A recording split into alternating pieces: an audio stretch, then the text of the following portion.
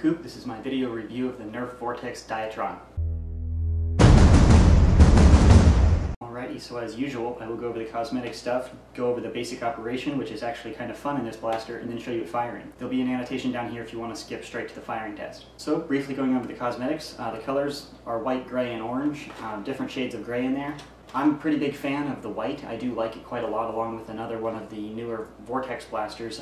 It's a lot of orange though, so if you're not a fan of orange, kind of a bad part. This follows the same lines as the other Vortex blasters with the embedded print in the shell, which will not show up on my camera and might not show up unless I have a macro lens for photographs. But it's pretty cool and has the same purpose as the digital camo breakup on some of the in-strike blasters, which sort of breaks up the large amount of color, such as the huge amount of orange blotches here. External features, there's a tack rail up here which allows you to attach sights, other crap like that. Slot up here is to unjam the blaster. You simply press that and you can actually eject discs if you have a damaged disc, or you jam it for some other reason. You can do that to eject the discs and then reprime the blaster to load in two more. The lever here is to open up the magazine. It's an internal magazine and it is an ambidextrous magazine release, meaning you can be left or right-handed and use it in the same way. So when you press this, the magazine door flies open, which allows you to reach in there and feed discs. The trigger is good and bad. It's very comfortable along with the other Vortex guns. However, it's filled with locks and it's very uncomfortable to operate. Even if you're operating it exactly how they intended, it's a little uncomfortable and it takes quite a bit of force to actually depress the trigger. Up in the back here is an in-strike stock attachment point, which is compatible with all in-strike stocks, so if you want to add a Raider stock or anything, will actually fit onto this notch. To prime this blaster, you actually move this lever and go like that, and then shut it, and that primes the blaster and loads two discs into the chambers. Now this is pretty cool because it's rather unique, and that follows the same lines as the other Vortex blasters. Nothing's really traditional in the Vortex blasters because you are firing discs, it's just very different. However, I think this is very uncomfortable. It's not really that effective, and it's just kind of annoying to use. To load the Diatron, you press the magazine release right here, which unlocks the magazine door. Then you get your discs and try to just squeeze them in there. It advertises as holding 10, but I can tell you I just loaded 7, and it's already incredibly uncomfortable to finish. It will hold 10, it's just annoying to actually get 10 in there.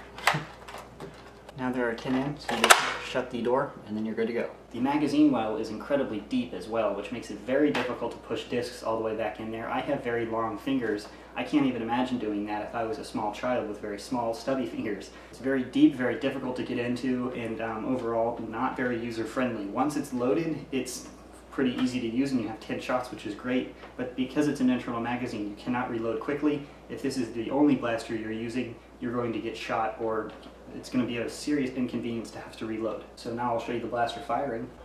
This is a single stage trigger which fires both discs at once. You cannot flam them or shoot them very close together.